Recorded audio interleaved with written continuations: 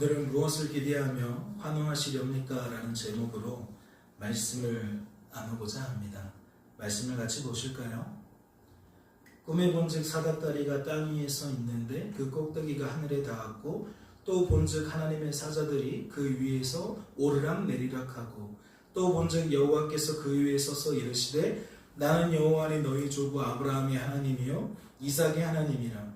내가 누워있는 땅을 내가 너와 네 자손에게 주리니 내 자손이 땅에 티끌같이 되어 내가 서쪽과 동쪽과 북쪽과 남쪽으로 퍼져갈지며 땅의 모든 족속이 너와 내 자손으로 말미암아 복을 받으리라. 내가 너와 함께 있어 내가 어디로 가든지 너를 지키며 너를 이끌어 이 땅으로 돌아오게 할지라.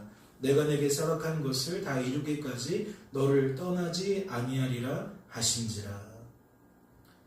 자신을 죽이려고 하는 형을 피해 외삼촌 집으로 도망을 치던 야곱은 본문 말씀에 소개되어진 것처럼 베델이라는 장소에서 일방적으로 자신을 찾아오신 하나님을 만나게 됩니다.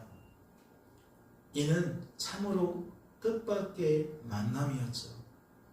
이는 야곱의 입장에서 참 예상할 수 없는 결과였습니다.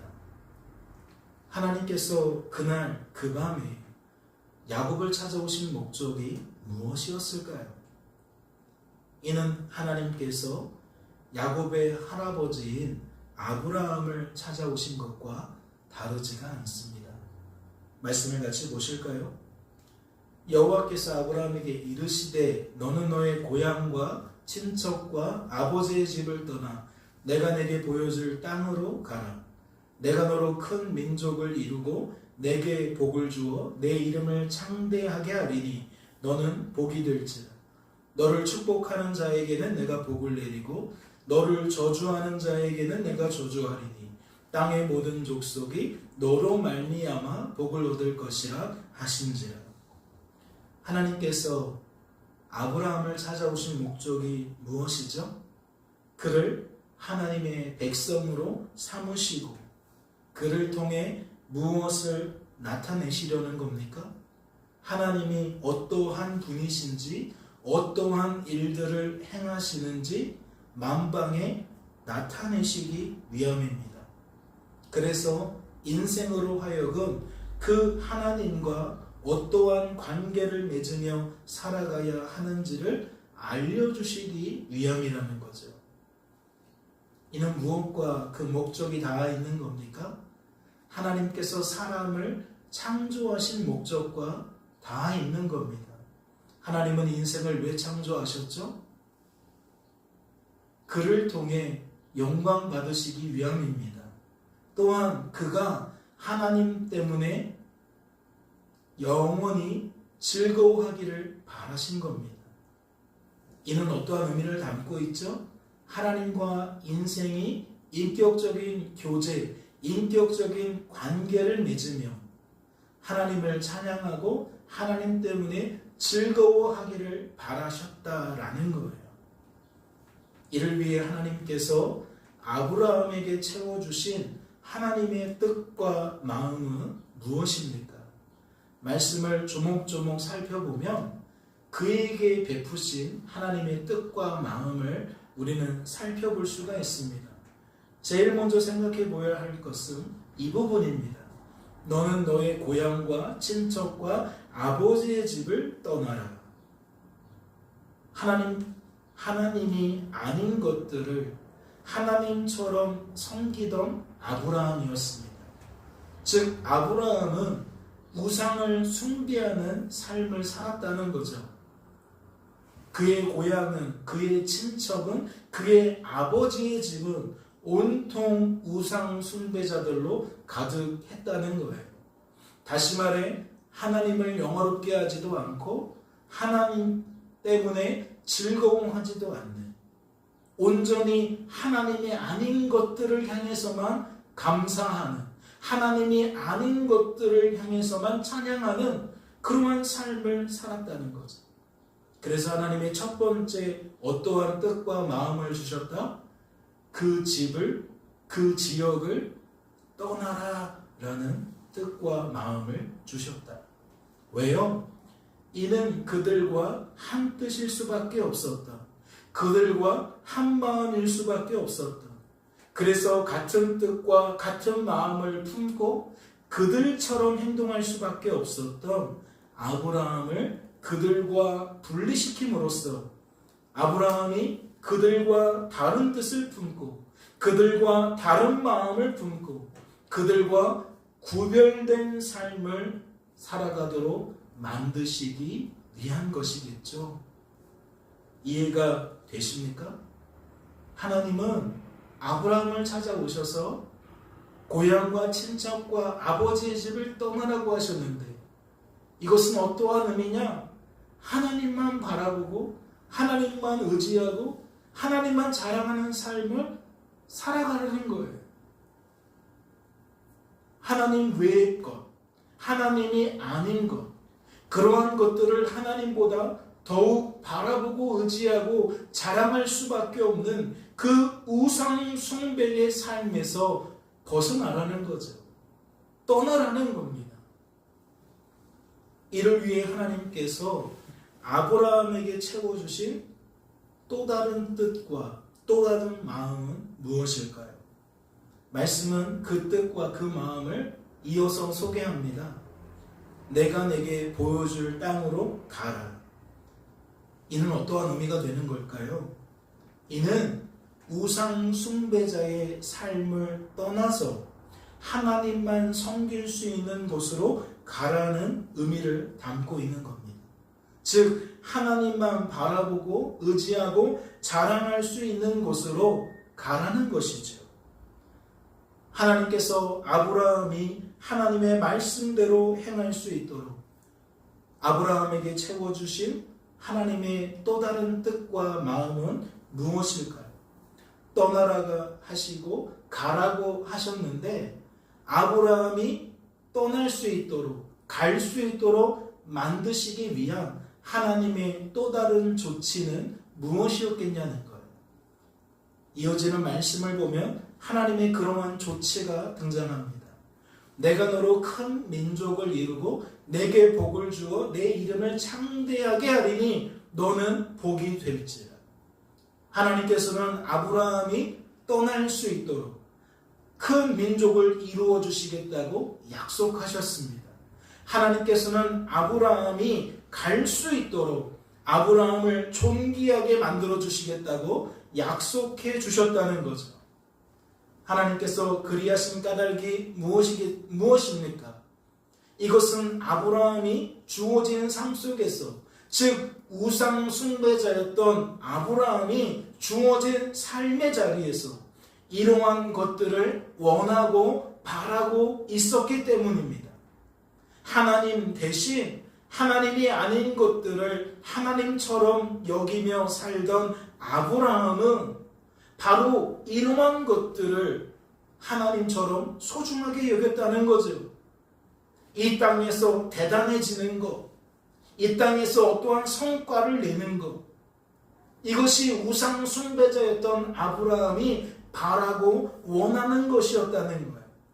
다시 말해 큰 민족을 이루는 것이, 큰 부를 이루는 것이, 그리하여 자신의 이름이 높아지게 되는 것이 그의 소망이었다는 거죠. 하나님께서는 내가 그러한 너의 꿈을 이루어 줄 테니 그리하라고 말씀하신 겁니다.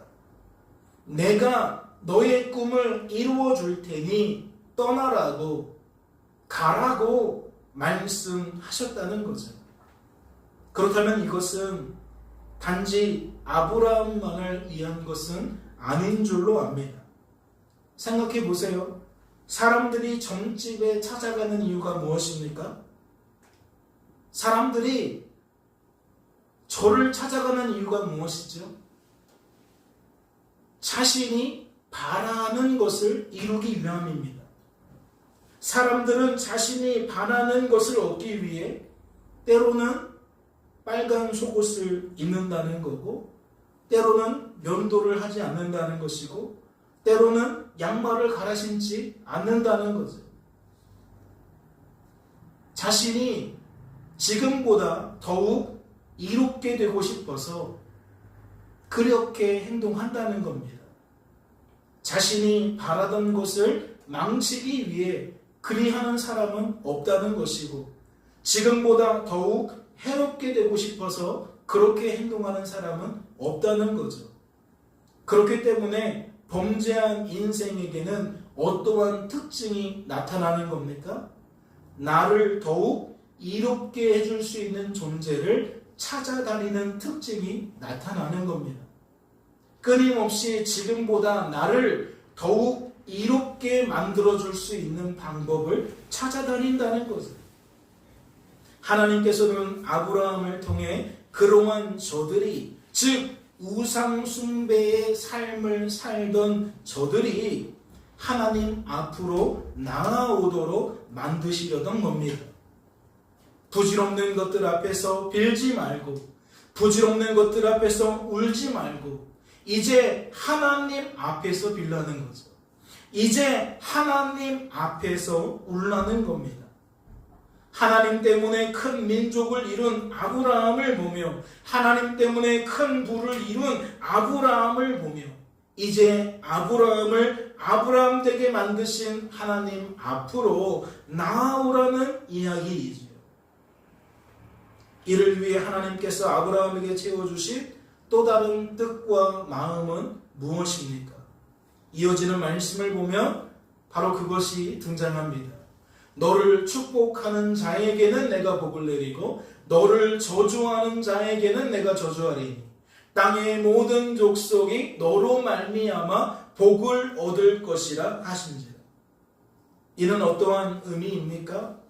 아브라함을 세상 속에서 하나님처럼 만드시겠다는 거예요.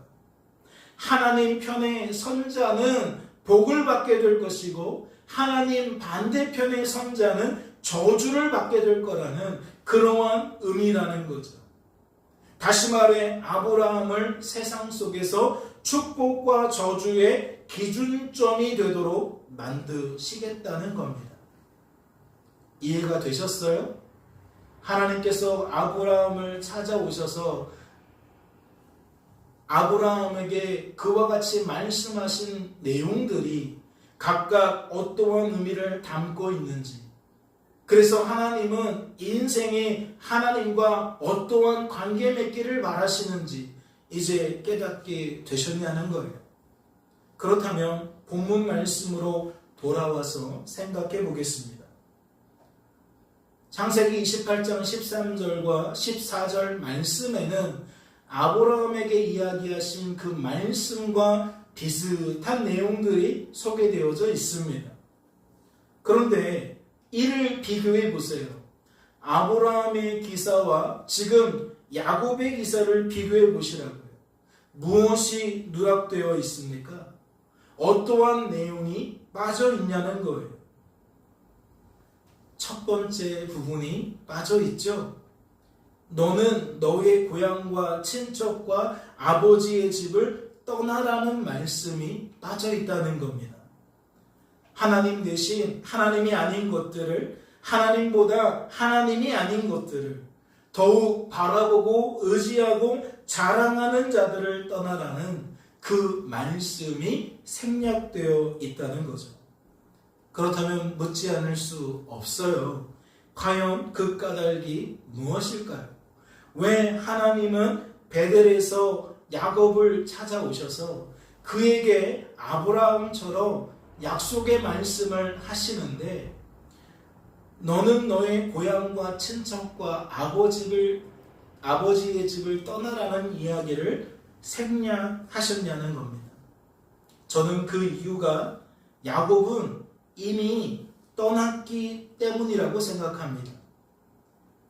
이미 고향과 친척과 아버지의 집을 떠났기 때문이라는 것이지요.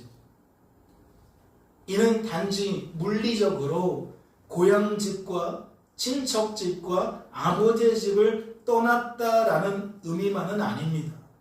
물리적으로 그는 형 에서의 그 살해 위협을 피하여서 떠난 것은 맞아요. 물리적으로 떠난 것은 맞아요. 그런데 그것보다 더 큰 의미가 있다는 거죠. 즉 하나님께서 떠나라고 하신 말씀의 속뜻이 무엇입니까? 그곳에 담겨있는 은혜와 축복이 무엇입니까? 우상 숭배자의 삶에서 벗어났다는 겁니다. 저는 이렇게 생각하는 거죠. 야곱은 이미 우상 숭배자의 삶에서 벗어났다. 그렇기 때문에 하나님이 그와 같은 말씀을 생략하신 것이다. 과연 그러한지 생각해 볼까요? 야곱은 그동안 아버지의 집에서 어떠한 삶을 살았습니까? 야곱이라는 인생은 태어나면서부터 어떠한 삶을 아버지의 집에서 줄곧 살아왔냐는 거예요. 말씀을 보면 그는 하나님 대신 장자의 명분을 바라보고 의지하고 자랑하는 삶을 살았습니다. 그의 아버지의 집은 아브라함처럼 우상 숭배자들이 가득한 집이 아니었어요. 이미 그의 할아버지는 믿음의 조상인 아브라함이었고 그의 아버지는 그 아브라함과 짝을 이루는 이삭이었다는 거죠. 그러니까 그의 가문은 우상 숭배자의 가문이 아니었다는 거예요. 하나님 신앙으로 살아가는 가정이었다는 거죠. 그런데 문제는 뭐예요? 그 가정에서 태어나서 그 가정에서 주어진 삶을 살던 야곱은 태어날 때부터 우상 숭배자의 삶을 살았다는 거예요. 왜 야곱입니까? 형의 발꿈치를 붙잡고 태어났기 때문입니다.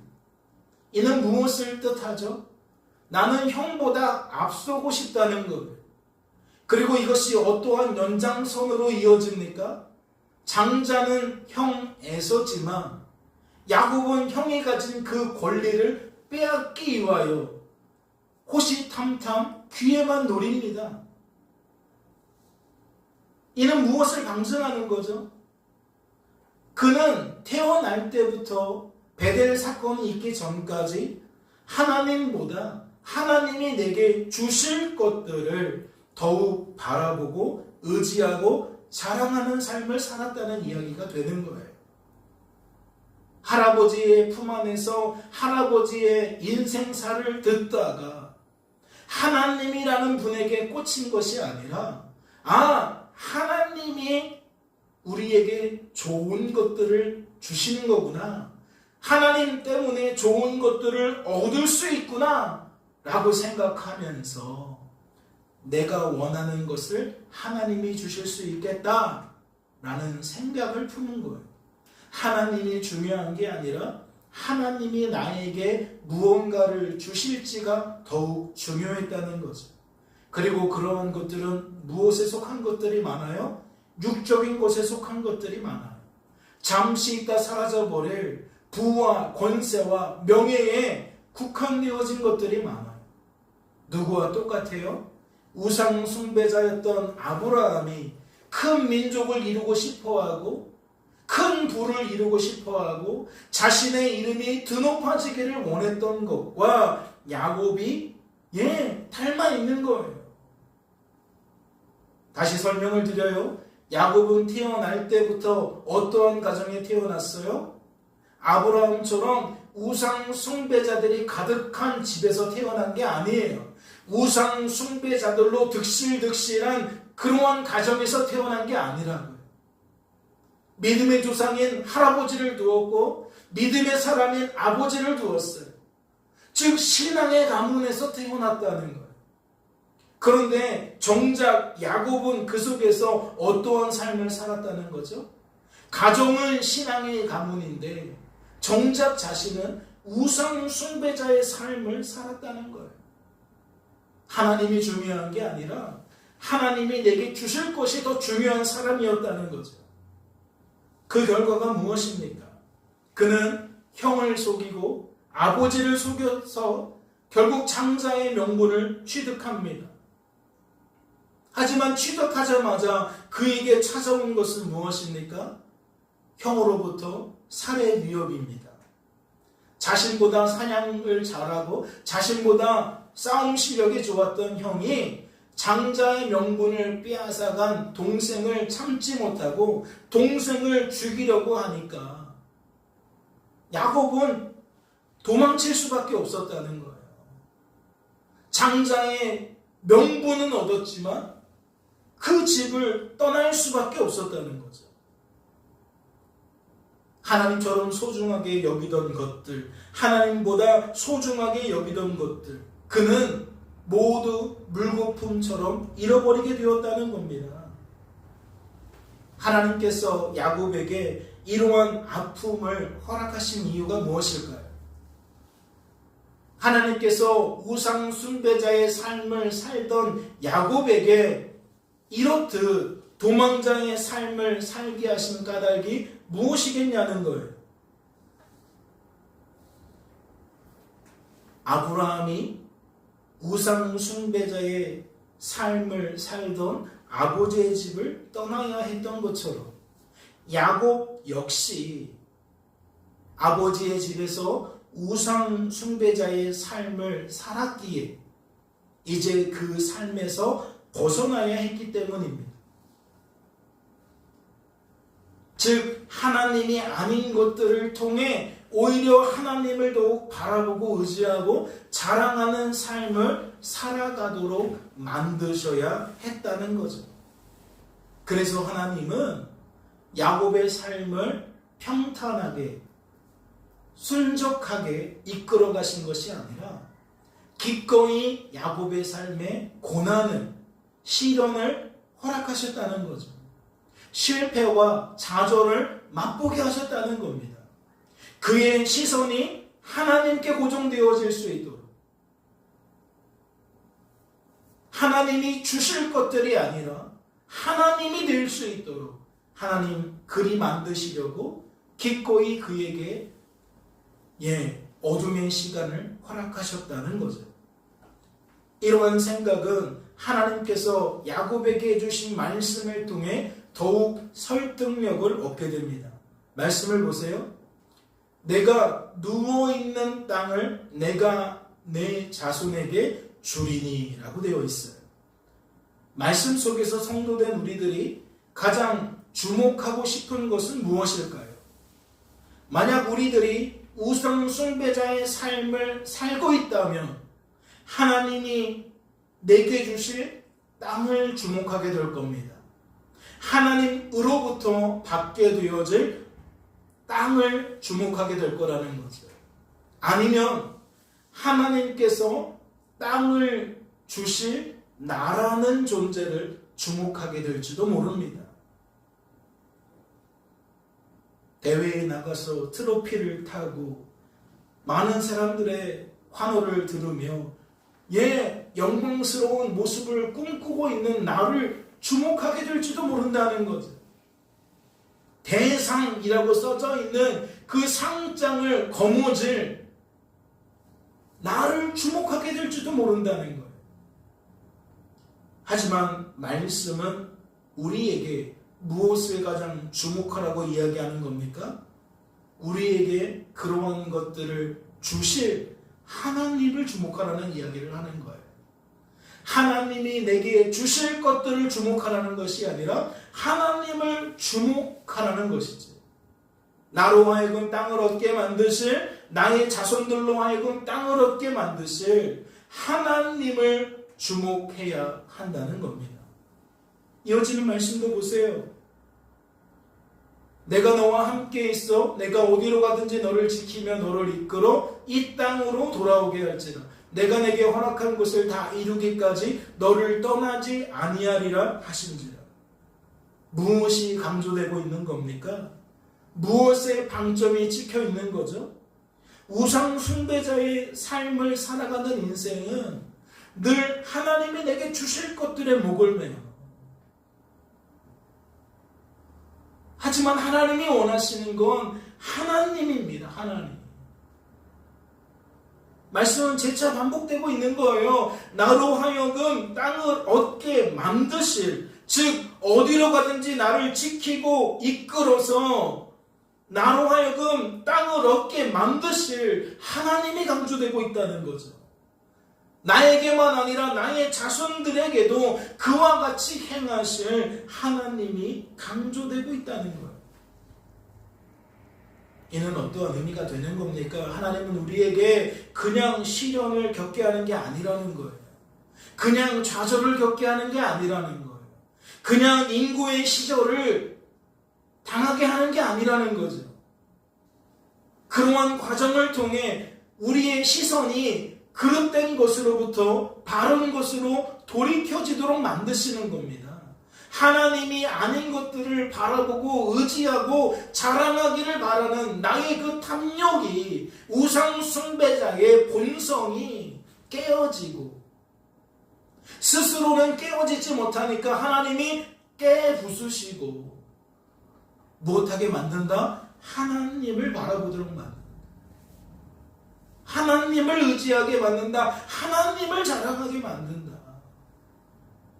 하나님은 지금 그러한 하나님의 뜻과 마음을 야곱에게 채워주시는 겁니다. 왜요? 야곱이 주어진 삶 속에서 이러한 하나님의 뜻과 마음대로 행하도록 만드시려고요. 인생은요, 그냥 살지 않아요. 다 자기의 뜻을 따라 삽니다. 자기가 원하는 것을 따라 살아요. 그러니까 하나님이 하나님의 말씀을 통해 하나님의 뜻을 채워주시는 거예요. 하나님이 원하는 것을 우리가 원할 수 있도록 만들어주신다는 거죠. 왜요? 그래야 우리들에게 주어진 삶 속에서 하나님의 뜻대로 행동하며 살아갈 수 있기 때문이라는 거죠. 그렇다면 그 결과는 무엇이겠습니까? 베델에서 이와 같이 하나님을 만난 다음에 야곱의 삶은 어떻게 달라지겠냐는 거예요. 이후의 삶은 어떠한 결과로 펼쳐지겠냐는 거죠. 말씀을 보세요.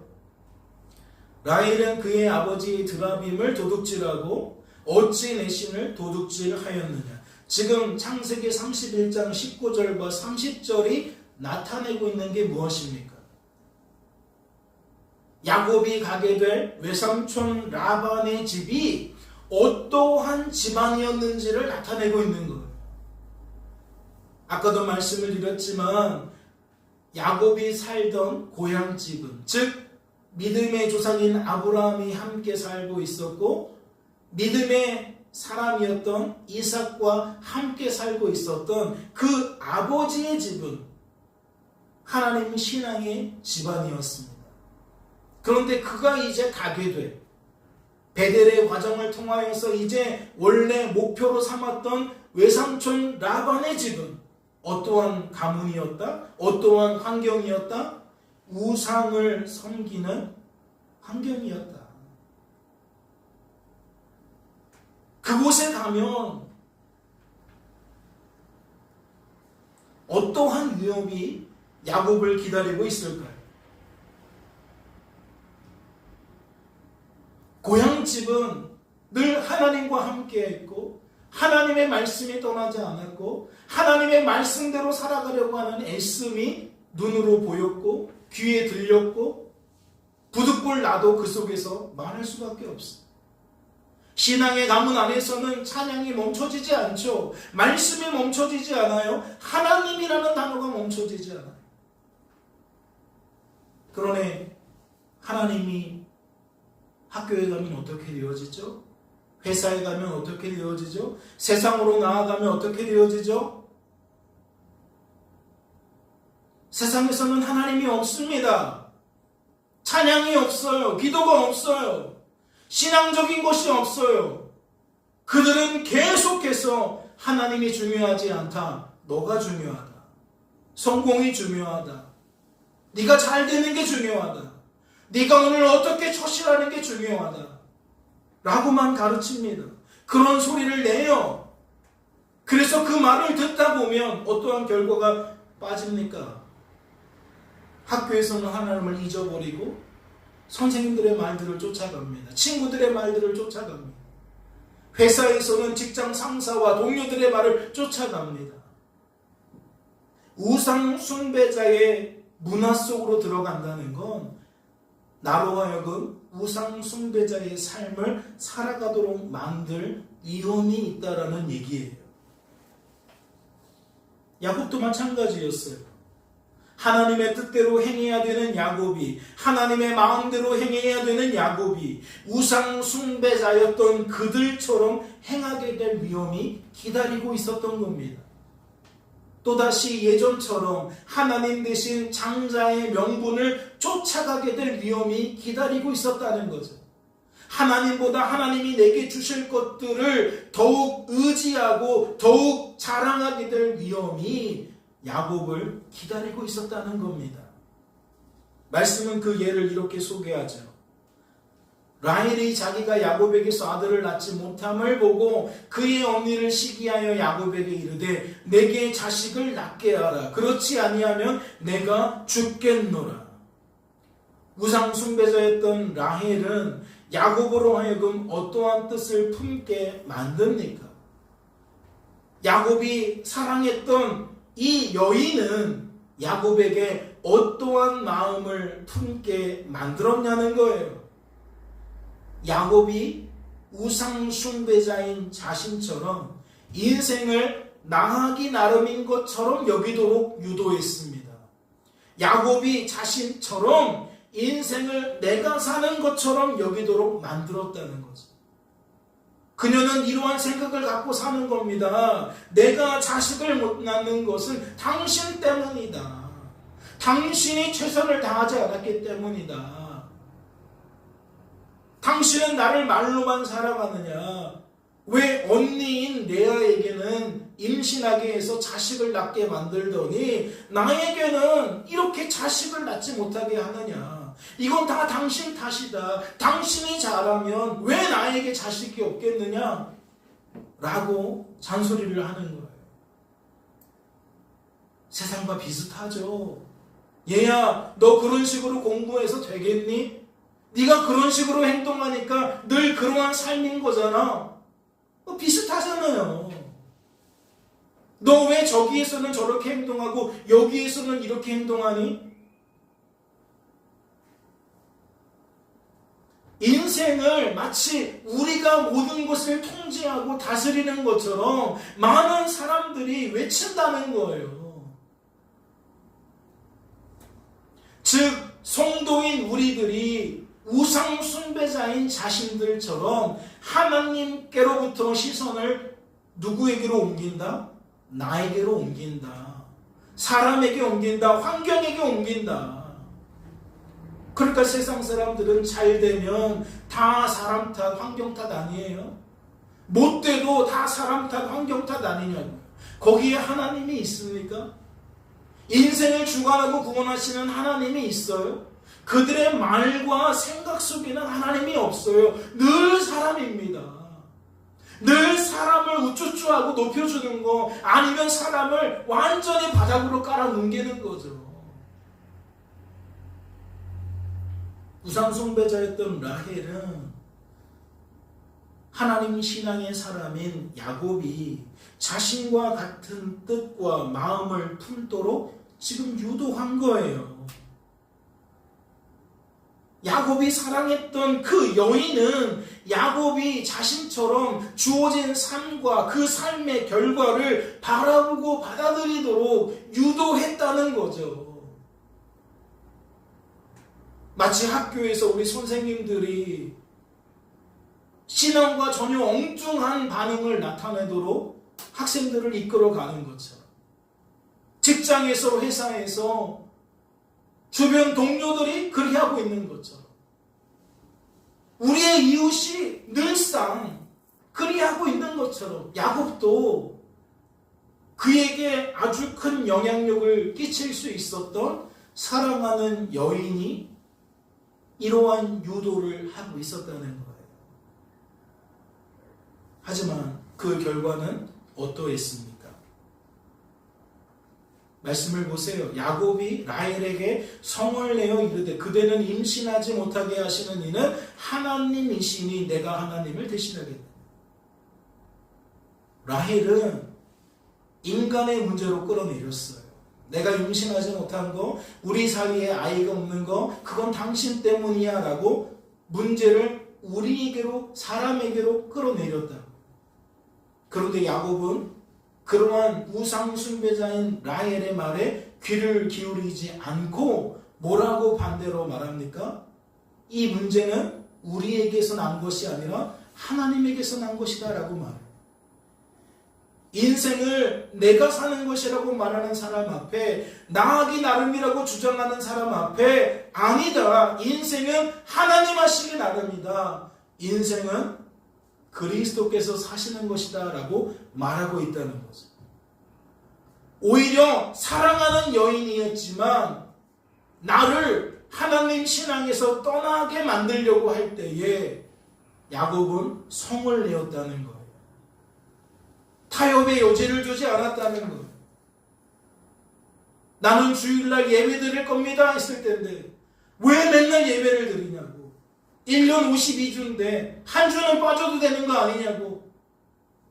자신의 논리를 펴고 있는 우상 숭배자에게 야곱은 정신을 차리고 성을 내면서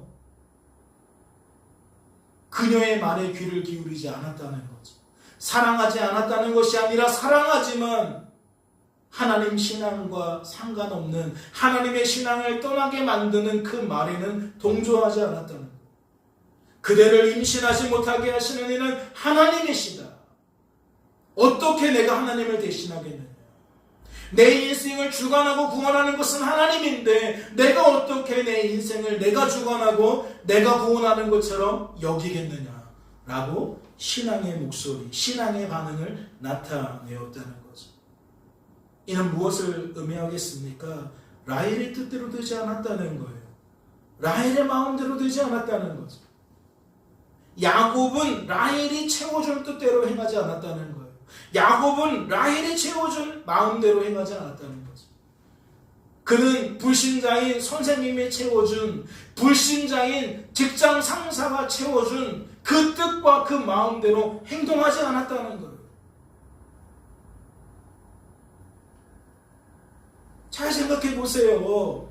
부부 사이에, 그것도 내가 사랑하는 사람 사이에 이러한 일이 발생한다면 무엇을 감수해야 됩니까? 내가 이렇게 말하면 내가 사랑하는 저 여인이 상처받을 것을 계산해야 됩니다. 그 여인과 내가 사이가 틀어질 수 있다는 것도 계산해야 돼요. 선생님이 그렇게 말할 때 내가 이렇게 말하면 어떠한 결과가 나타날지를 예상하고 받아들일 수 있어야 한다는 거죠. 그러면 무엇이 필요해요? 용기가 필요한 거예요. 하나님 신앙을 지킨다는 것은 결단이 필요한 거죠. 각오가 필요한 거예요. 그렇다면 야곱은 어떻게 용기를 낼 수 있었을까요? 어떻게 그러한 결단을 내릴 수 있었을까요? 어떻게 그러한 각오를 가질 수 있었을까요? 말씀은 그 답을 이렇게 제시합니다. 우리가 아까 살펴본 말씀이죠? 다시 한번 같이 우리 한번 읽어보실까요? 우리 큰 목소리로 한번 같이 읽어보겠습니다. 내가 너와 함께 있어 내가 어디로 가든지 너를 지키며 너를 이끌어 이 땅으로 돌아오게 할지라.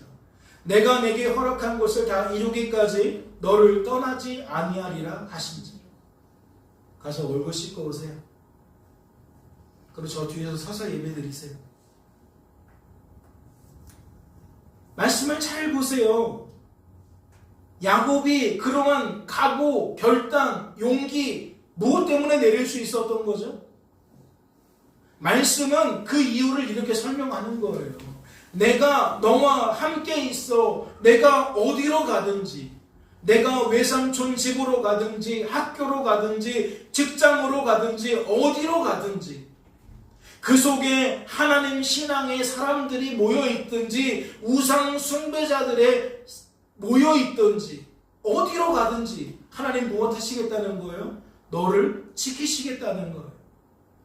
너를 신앙의 사람으로 내가 지켜주겠다는 거예요. 내가 너를 이끌어 주겠다는 거예요. 너 힘만으로는 용기 낼 수 없어. 너 힘만으로는 결단할 수 없어. 각오할 수 없어. 하지만 내가 도와줄 거야 라고 말씀하셨다는 거죠. 내가 내게 허락한 것을 다 이루기까지 너를 떠나지 아니하리라. 나는 나의 뜻이 다 이루어질 때까지 결코 너를 떠나지 않을 거야. 이해가 되십니까? 초등학교, 중학교, 고등학교 때까지만이 아니라는 거예요. 대학생 때까지만도 아니라는 거죠. 군대 갈 때까지만도 아니라는 거예요. 직장 생활을 시작할 때까지만이 아니라는 거죠. 내가 늙어 죽을 때까지, 내 삶이 끝날 때까지 하나님은 나와 함께 하시며, 내가 나의 인생 속에서 어디를 가든지 하나님은 나를 지켜주실 거라는 거예요. 나를 이끌어 오실 거라는 거죠. 우상 숭배자의 삶에서 나를 끝까지 떠나게 만들 것이라는 얘기고, 하나님이 보여줄 땅으로 가게 만드실 거라는 겁니다.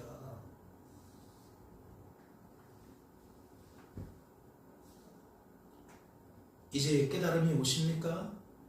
하나님께서 우리 안에 지금 어떠한 역사를 행하고 있는지 깨달아지십니까? 이러한 하나님과 우리가 시선을 안 맞출 수 있어요? 이러한 하나님과 우리가 마음을 안 맞출 수 있어요? 하나님 없으면 학교 가서 딴 사람이 되어지고 직장 가서 딴 사람이 되어질 수밖에 없는 우리들이 이러한 하나님과 시선을 맞추지 않을 수 있냐고요. 말씀을 다시 보세요. 하나님께서 약속하신 것은 15절만이 아니었죠? 14절 말씀을 보세요.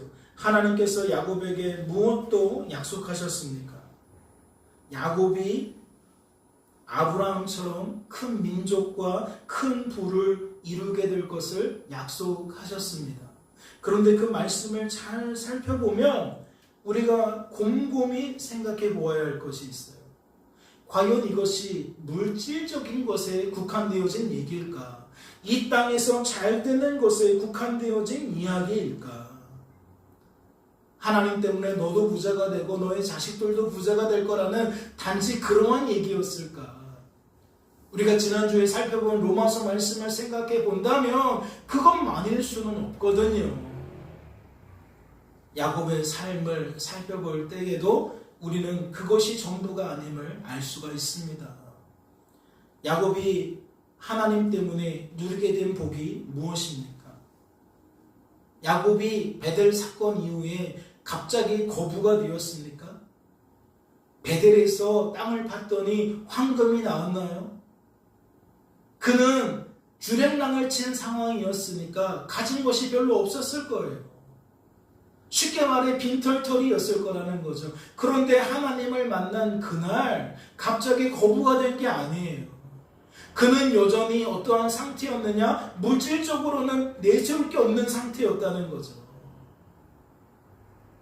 장자의 명분을 취했지만, 장자의 축복 기도를 받았지만, 그는 여전히 물질적으로는 채워진 게 없어요. 나아진 게 없어요. 하지만 그는 이미 어떠한 축복은 누리고 있었습니까? 앞서 설명을 드린 것처럼 그는 이미 고향과 친척과 아버지의 집을 떠나는 축복을 누리고 있었습니다. 우상 숭배자의 삶을 떠나는 축복을 누리고 있었다는 거죠. 그렇다면 그러한 야곱을 통해 야곱이 아닌 타인이, 즉 땅의 모든 족속이 복을 받게 된다라는 그 복은 무엇의 비중이 있겠습니까? 아직 야곱이 물질적으로 거부가 된 게 아니니까. 하지만 영적으로는 거부가 되었으니까 당연히 우리가 생각해 볼 것은 세상 사람들도 야곱 때문에 야곱처럼 우상 숭배자의 삶을 떠나게 되겠구나라는 것으로 이해할 수가 있는 거죠. 말씀은 그 결과를 이렇게 소개합니다. 함께 같이 읽어볼까요? 여호와께서 레아가 사랑받지 못함을 보시고 그의 태를 여셨으나 라헬은 자녀가 없었더라. 레아가 임신하여 아들을 낳고 그 이름을 르우벤이라 하여 이르되 여호와께서 나의 괴로움을 돌보셨으니 이제는 내 남편이 나를 사랑하리로다 하였더라. 우상 숭배자인 아버지를 따라 우상 숭배자의 삶을 한평생 살아오던 야곱의 첫 번째 부인인 레아가 말씀을 보니까 어떠한 삶을 살게 되었습니까? 믿음의 사람인 야곱을 통해, 즉 남편인 야곱을 통해 그녀 역시 고향과 친척과 아버지의 집을 떠나게 되었습니다. 정말 대단한 일 아니에요? 오늘날 이 시대에는 뭐라고 말합니까? 그건 교회에서나 그런 거지. 그거는 믿는 사람들 사이에서만 그런 거지. 학교에 왔으면 학교의 규칙을 따라야지. 직장에 왔으면 직장의 규칙을 따라야지 라고 무엇을 강요하는 거예요? 우상 숭배자의 삶의 방식을 강요하는 거예요. 그런데 말씀을 보니까 역전이 됩니다. 오히려 야곱을 통해 우상 숭배자였던 그의 아내가, 즉 레아가 야곱처럼 고향과 친척과 아버지의 집을 떠나고 있어요. 우상 숭배자의 삶을 떠나고 있어요. 이는 야곱의 두 번째 부인인 라헬도 마찬가지였습니다. 이 또한 같이 한번 읽어보실까요? 하나님이 라헬을 생각하신지라 하나님이 그의 소원을 들으시고 그의 태를 여셨으므로 그가 임신하여 아들을 낳고 이르되 하나님이 내 부끄러움을 씻으셨다. 아까 이 여인이 어떠한 태도를 취했죠? 야곱을 만나자마자 바뀐 게 아니에요. 오히려 야곱과 결혼 생활하는 내내 야곱을 자꾸만 무엇하도록 만들었어요? 우상 숭배자의 삶을 살아가도록 만들었어요. 마치 학교에서 선생님들이 우리를 그렇게 만드는 것처럼, 직장 생활에서 우리의 동료들이 우리를 그렇게 만드는 것처럼 라헬은 야곱이 너무나도 사랑했던 여인인데 정작 이 사랑하는 여인은 야곱이 우상 숭배자의 삶을 살아가도록 만들었다는 거죠. 그런데 종국을 보세요. 어떠한 변화가 나타나죠? 우상 숭배자였던 그녀 역시 믿음의 사람인 야곱처럼 우상 숭배자의 삶을 떠납니다. 내게 주어진 삶의 결과를, 그 원인을 어디에서 찾아요? 하나님이 아닌 것들에서 찾는 게 아니에요. 하나님에게서 찾는 거예요. 아들이 목적인 사람은 아들만 보는 거예요. 교회 다녀도 아들 주니까 교회 다니는 거지, 아들 안 주면 교회 다닐 필요 없는 거예요. 아들을 줄 수 있다면 절에 가도 되는 거예요. 점집에 가도 되는 거예요. 왜? 내가 중요하게 여기는 것은 내가 큰 민족을 이루고 내가 큰 부를 이루고 내 이름이 창대하게 되어지는 것이지 내가 누구를 믿느냐는 중요하지 않는 거예요. 부처님이 나를 그렇게 만들어 주실 수 있으면 부처님 믿는 거고, 무당을 찾아가도 그리 되어줄 수 있으면 무당을 찾아가는 거고, 중요한 건 뭐예요? 내가 믿을 신이 중요한 게 아니라 내가 원하는 것을 얻는 게 중요한 거예요. 교회 다녀도 성적이 안 오르면 교회 다닐 필요 없다는 거죠. 교회 다녀도 내가 1등 하지 못한다면 교회 다닐 필요 없다는 거예요. 그러한 사고방식으로 똘똘 뭉쳐 있었던 라헬도 어떻게 되어져요? 믿음의 사람인 야곱처럼 생각이 달라져요. 즉 우상 숭배자의 삶을 떠나게 되어진다는 거죠. 그러면 이 또한 무엇의 결과라고 여길 수밖에 없는 거예요? 앞서 살펴본 것처럼 땅의 모든 족속이 너로 말미암아 복을 얻게 될 것이다 라고 말씀하신 그 하나님께서 하나님의 그 뜻을 이루신 것으로 우리는 받아들일 수 있는 거죠.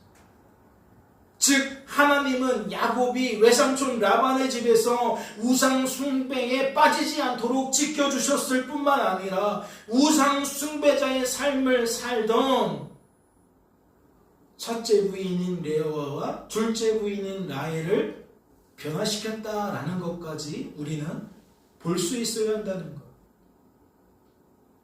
사랑하는 성도 여러분, 무엇을 깨닫게 되십니까? 저는 오늘 여러분에게 묻지 않을 수 없어요. 여러분은 고향과 친척과 아버지의 집을 떠나셨습니까? 구원받은 성도답게 우상 숭배자의 삶을 떠나셨냐는 거예요. 이는 주어진 삶을 바라보는 관점이, 주어진 삶의 은혜를 받아들이는 관점이 세상 사람들과 달라지셨냐는 거지요. 우상 숭배자인 저 세상 사람들과 구별되셨냐는 거예요. 주어진 삶 속에서 기대하는 것이, 환호하는 것이 달라지셨냐는 거죠. 무엇을 기대하며 환호하시렵니까? 라는 제목으로 무려 13번 살펴보고 있어요. 여러분 도전받지 않으십니까? 정말 하나님 때문에 내가 달라졌는지, 구별되고 있는지 여러분 도전받지 않으세요? 하나님의 사람은 하나님의 붙드심을 통해 달라집니다. 변화됩니다. 순간순간은 세상 사람들처럼 그들이 원하는 거, 그들이 바라는 거에 혹할 수 있어요. 인생을 내가 사는 것처럼 받아들일 수 있습니다. 하나님보다 하나님이 내게 주실 것들에 더 몰두할 수 있어요. 하지만 하나님은 실수 없는 분이에요. 우리 안에 계신 하나님은 그거 용납하지 않는 분이에요. 그러면 그분이 일하시면 어떠한 결과가 나타나야 되죠? 야곱처럼 구별됨이 나타나야 돼요. 야곱처럼 오히려 우상 숭배자인 아내가 변화되어지는 역사가 나타나야 돼요. 오늘 우리 주변을 한번 살펴보세요. 과연 저 사람이 나를 어떻게 생각할까요? 구별된 사람으로 생각할까요? 달라진 사람으로 생각할까요? 아, 저 아무개는 참 특이한 사람이야. 많은 사람들이 이렇게 살아가는데 이상해. 다른 삶을 살고 있어. 바라보는 게 다르고 의지하는 게 다르고 입술을 벌려서 자랑하는 게 달라 라는 열매가 나타나고 있습니까? 아니면 쟤나 우리나 뭐가 달라? 교회 다닐 뿐이지 사실은 우리랑 똑같아 라는 말을 듣고 계십니까? 여러분 이거 대단히 중요한 얘기입니다. 우리 안에 하나님이 계시다면 우리는 달라질 수밖에 없어요. 신실하게 역사하시는 하나님 때문에 우리들의 말과 태도는 구별되어질 수밖에 없다는 거죠. 바라기는 우리들과 함께 하시는 하나님 때문에, 우리들을 지켜주시고 인도하시는 하나님 때문에 날마다 달라지시기를 소망합니다. 성도다워지시기를 주님의 이름으로 소망합니다. 잠시 기도합니다. 하나님 아버지, 우리의 믿음이 헛것이 되지 않기를 원합니다. 우리의 믿음이 우리에게 아무런 효력이 없는 무용한 것이 되지 않기를 원합니다. 하나님은 능력이라고 말씀하셨습니다. 하나님은 우리에게 생명이라고 말씀하셨습니다. 그런데 우리의 삶에 효력이 없는 듯하니 이를 어찌합니까? 우상 숭배자들의 틈바구니에서 살아가는 우리들입니다. 결코 우리들의 힘과 능력으로는 그들과 구별된 삶을 살아갈 수 없습니다. 그러나 야곱을 보면 하나님께서 그를 택하고 부르셔서 그를 하나님 백성답게 만들어가게 됨을 보게 됩니다. 이는 우리들도 무엇을 기대하고 무엇을 바라게 됩니까? 우리를 성도로 세워주신 하나님을 기대하고 바라게 됩니다. 우리가 성도된 것이 틀림없다며 우리가 성도된 것이 확실하다면 어찌 야곱처럼 하나님이 우리의 삶을 변화시키지 않겠습니까? 하나님 우리를 지켜주실 줄로 믿습니다. 하나님 우리 주변을 변화시켜줄 줄로 믿습니다. 내가 사랑하는 가족이, 내가 사랑하는 친구가, 내가 사랑하는 그 대상이 변화되게 될 줄로 믿습니다. 하나님, 하나님의 역사를 이루어 주시옵소서. 고향과 친척과 아버지를 떠나게 되는 우리의 삶이 우리 주변의 변화로 이어질 수 있도록 주님 축복하여 주시옵소서. 주께서 우리를 붙들어 주실 줄로 믿고 감사드리며 이 모든 말씀 우리를 죄에서 구원하신 예수님의 이름으로 기도하옵나이다. 아멘.